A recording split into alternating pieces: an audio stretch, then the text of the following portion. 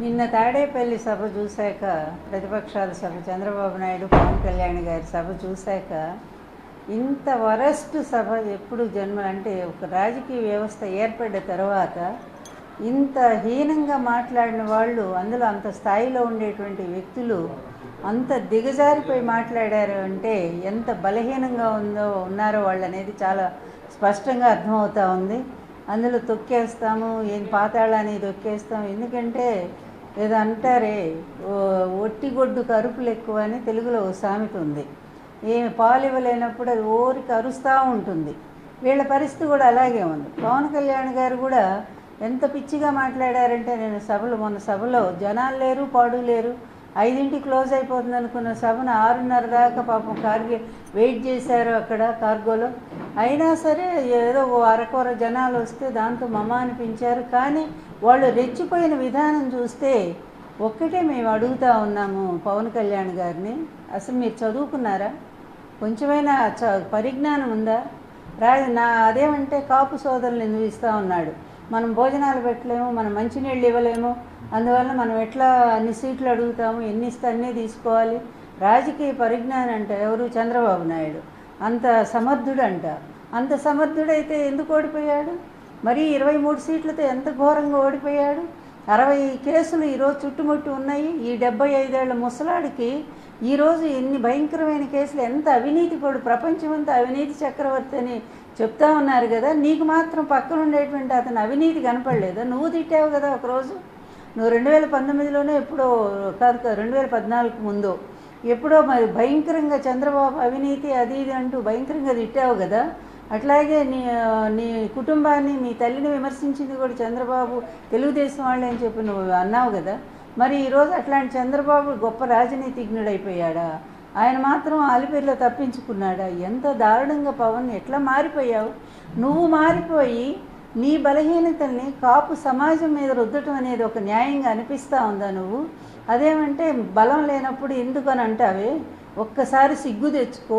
బలం లేకపోయినా 9 నెలల్లోనే ఎన్టీఆర్ గారు మరి పరిపాలనకు రాగలిగారు. 9 నెలల్లో పార్టీ పెట్టి ఎలక్షన్లో ఫేస్ చేసి ఆయన ప్రభుత్వానికి రాగలిగారు. అలాగే ఢిల్లీ పీఠాన్ని మరి ఆమ్ ఆద్మీ పార్టీ ఎంత గొప్పగా సక్సెస్ఫుల్గా పోటీ చేసి వాళ్ళు గెలిచారు. అది ఉండాలయ్యా. ఆ స్పిరిట్ లేకుండా నువ్వు నీ బలహీనత, నువ్వు నిజం చెప్పాలంటే సజ్జల గారు చెప్పినట్టుగా నువ్వు ఒక అవుట్సోర్సింగ్ ఏజెన్సీలానే కనపడుతున్నావు ప్రజలందరికీ. నీ లోపాన్ని, నీ బలహీనత నువ్వు ఎందుకు అతని చేతిలో చిక్కావో ఎవరికి అర్థం కావట్లా. డబ్బు కమ్ముడు పోయావో కాదో అది కూడా మాకు తెలియట్లేదు. కానీ సంథింగ్ నువ్వు మాత్రం ఏదో ఒక అతను నిన్ను బ్లాక్మెయిల్ చేస్తూ ఉన్నాడు. నీ బలహీనతను ఏదో తను పట్టుకొని నిన్ను అట్లా చేతులు గుప్పెట్లో పెట్టుకొని ఈరోజు ఎలా ఆడిస్తాలా. లేకపోతే నీ జెండా కనిపిస్తేనేమో చంద్రబాబు నాయుడు తీసేయని అంటాడా?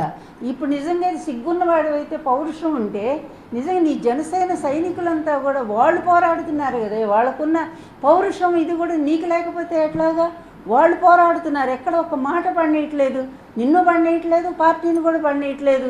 ఇంత అవమానకర పద్ధతుల్లో ఎందుకు తెలుగుదేశం పార్టీ తాకట్టు పెడుతున్నావని వాళ్ళు రోడ్డు మీదకి వచ్చి ఫైట్ చేస్తున్నారే నీ కోసం. నీకు ఆ మాత్రం సిగ్గు లేదయ్యా? వాళ్ళకున్నటువంటి పౌరుషం, ఆత్మాభిమానం నీకు లేదా?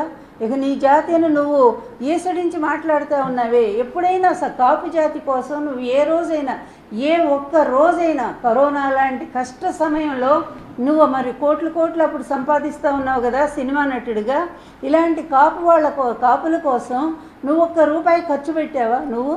పోనీ నీ బాసు 14 సంవత్సరాలు ఈ రాష్ట్రాన్ని లూటీ చేశాడు కదా. 14 సంవత్సరాలు ముఖ్యమంత్రిగా చేసి మొత్తం లూటీ చేసి 2 ఎకరాల పెద్ద మనిషి ఈరోజు 6 లక్షల కోట్లకి ఎగబాకాడే. ఇదంతా అవినీతి కదా? నీ కళ్ళకు కనపట్టలేదా? అందులో నీకు ఎంత షేర్ చేస్తున్నాడో మాకు తెలియదు దాని గురించి, ఎందుకంటే ఇవన్నీ చాటుమాటు వ్యవహారాలు కనుక.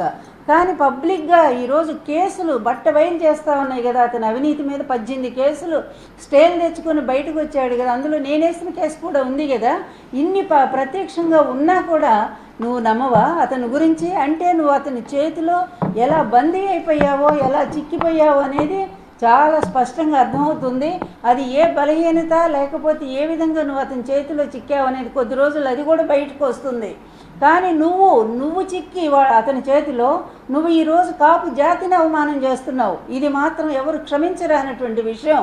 నీ బలహీనతని జాతి మొత్తానికి ఎలా ఆపాదిస్తావు? ఏమి 24 సీట్లు తీసుకుని నువ్వేదో పెద్ద గొప్పగా భావిస్తూ అతను మనకి ఇచ్చాడు కాబట్టి మనం నిలబడ్డామంటావే. పక్కనుండి ప్రతి ఒక్కడు కూడా పార్టీ పెట్టిందని ధైర్యంగా పోరాడతాడు.